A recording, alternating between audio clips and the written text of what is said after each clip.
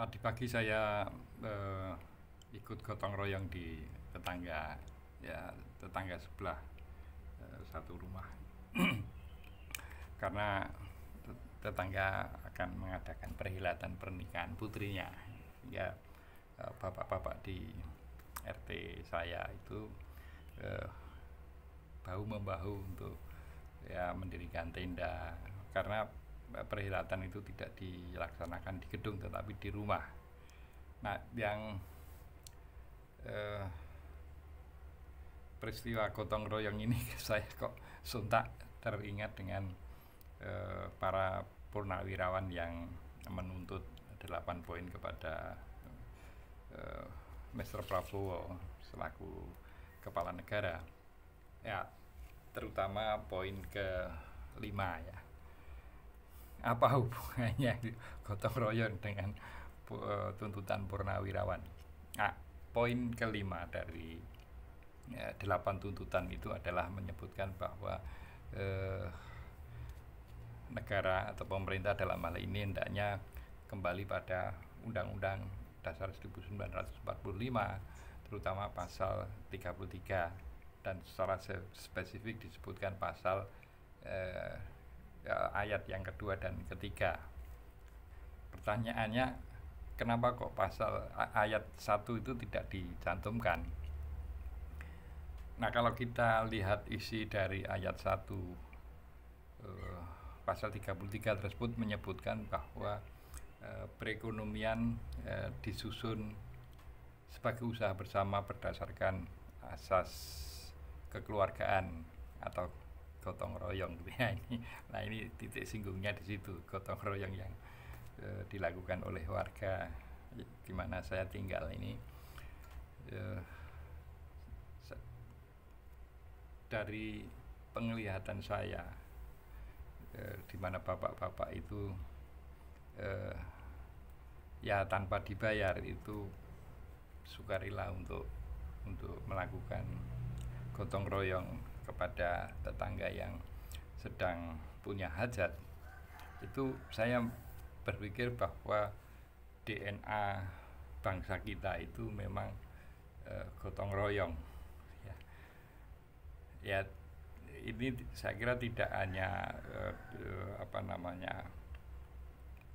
dominan di budaya Jawa, tapi budaya di Nusantara ini, mulai dari Aceh sampai ke Papua ini, saya kira budaya gotong royong adalah ciri khas negara kita, sehingga menjadi tidak heran ketika para pendiri bangsa itu menitipkan DNA ini dalam atau menyusupkan DNA bangsa Indonesia ini ke dalam ayat 1 pasal 33. Nah, kenapa kok para purnawirawan itu, kalau coba Anda lihat lagi poin ke-5 yang dituntutkan oleh para purnawirawan TNI ini, di situ pasal 33 ayat 1 itu tidak diikut sertakan. Tadi hanya menekankan pada ayat 2 dan ayat 3. Nah, mungkin ini spekulasi pribadi saya, ya, karena Mr. Prabowo sudah punya program untuk koperasi merah putih. Ya, terlepas bahwa itu implementasinya masih bisa diperdebatkan, itu soal lain. Tetapi basis konstitusi dari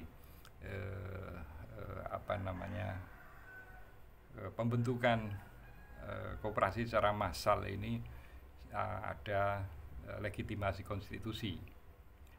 Sekali lagi, kalau kita kembali pada teks ayat 1, perekonomian disusun, artinya ada upaya yang memang disengaja dari negara untuk menyusun. Nah, ini mungkin ya itu menjadi alasan kenapa ayat 1 tidak disertakan dalam poin tuntutan para purnawirawan. Bahwa perkembangan real perekonomian global yang mengarah pada pure kapitalisme itu tidak menjadikan kita terlepas dari tanggung jawab untuk merealisasikan ayat 1 pasal 33 dengan sengaja menyusun perekonomian dengan asas gotong royong, yang bangun usaha yang paling sesuai dengan itu ya memang koperasi ya. At least apa yang dilakukan oleh Mr. Prabowo itu ada basis konstitusinya maaf belibet. Nah, sehingga tinggal ayat 2 dan ayat 3 yang kemudian menjadi highlight para purnawirawan TNI ini untuk mendesak kepada Mr. Prabowo yang kebetulan sekarang memegang kendali pemerintahan. Ya, sebetulnya apa yang